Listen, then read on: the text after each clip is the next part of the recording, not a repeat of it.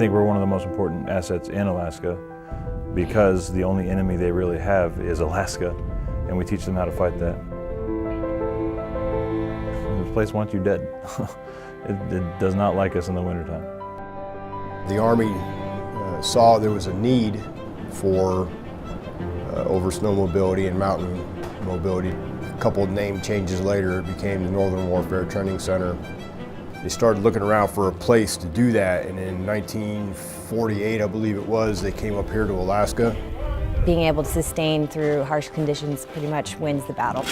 That's what we're trying to teach. I think we've forgotten a lot of this stuff because we're not really engaged with direct combat, with a cold region. Center.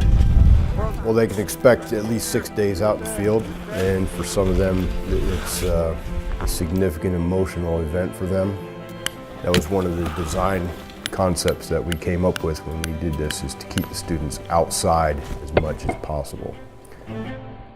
We teach that bad days kill, because one bad day where you just don't want to do it anymore could be your last. So. The whole course and the point of it is to teach people to bypass their own personal misery to be able to lead other soldiers to success. So I learned a lot.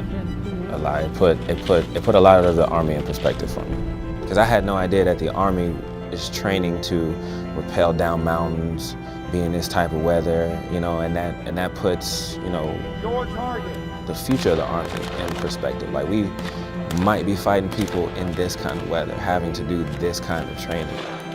Being pushed all the way to the edge and then figuring out what you can handle. And this schoolhouse definitely does that.